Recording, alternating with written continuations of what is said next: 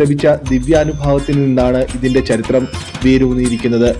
പാറയിലിരിക്കുന്ന ഹനുമാൻ ആ സ്ഥലത്ത് ഒരു ക്ഷേത്രം നിർമ്മിക്കാൻ ഉത്തരവിട്ടതായി അദ്ദേഹത്തിന് ദർശനം ലഭിച്ചു. ശ്രീ മഹർഷി ഭൃഗുജി ഉൾപ്പെടെയുള്ള മറ്റ് ദേവന്മാർക്കും ഈ ക്ഷേത്രം സമർപ്പിച്ചിരിക്കുന്നു.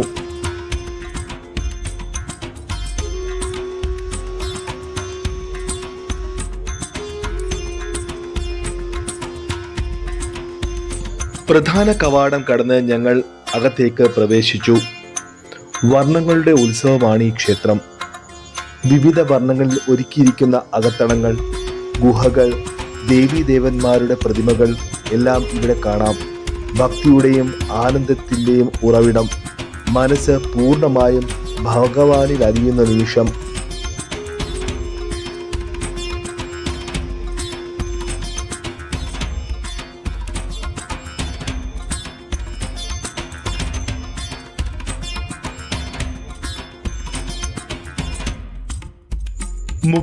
മുക്കോടി ദേവതകൾ എന്നാണല്ലോ ഹൈന്ദവ വിശ്വാസം.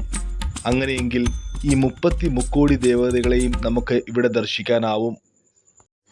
ബാലാജി ഭഗവാന്റെ പ്രധാന വിഗ്രഹമാണ് ഇപ്പോൾ നിങ്ങൾ കണ്ടുകൊണ്ടിരിക്കുന്നത്.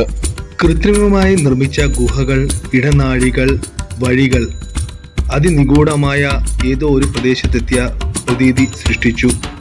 സിംഹത്തിൻ്റെയും മറ്റു ജീവജാലങ്ങളുടെയും മുഖത്തലപ്പിലൂടെയുള്ള യാത്ര വളരെ അനുഭവവേദ്യമാകുന്നതാണ്.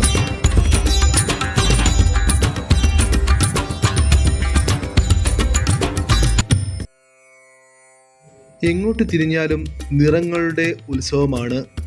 ദേവി ദേവതകളുടെ വിഗ്രഹങ്ങൾ നിറഞ്ഞിരിക്കുന്നു. അതിസുന്ദരമായ മനോഹരമായ കാഴ്ചകളാണ് എങ്ങോട്ട് തിരിഞ്ഞാലും.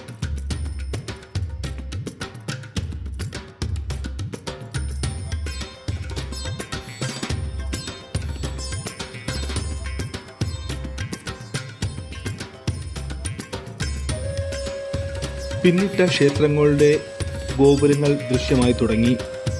ഞങ്ങൾ ഇടനാഴികൾ കടന്ന് മുന്നോട്ട് പോയിക്കൊണ്ടേയിരുന്നു. ഓരോ ഇടവും ഭക്തിമയം, ലാസ്യമയം, നിറങ്ങളുടെ ഉത്സവം. കേരളത്തിലെ ഹിന്ദു ക്ഷേത്രങ്ങളിൽ അധികം കണ്ടുപരിചയമില്ലാത്ത പല ദേവതാ വിഗ്രഹങ്ങളും ആചാരങ്ങളും ഇവിടെ ദർശിക്കാനായി. വിക്രാൾ ഭൈരവ്, ഗായത്രി ദേവി, ഹിഡുംബി ദേവി, ഇങ്ങനെയുള്ള കുറേയേറെ ദേവതാ സങ്കല്പങ്ങൾ ഇവിടെ പരിചയപ്പെടാനായി. സംഹാര നൃത്തമാടുന്ന ശിവനെ കടന്ന് ഞങ്ങൾ എത്തിച്ചേർന്നത് ശ്രീ മഹാമായയുടെ ദേവസന്നിധിയിലേക്കായിരുന്നു. അതിസുന്ദരം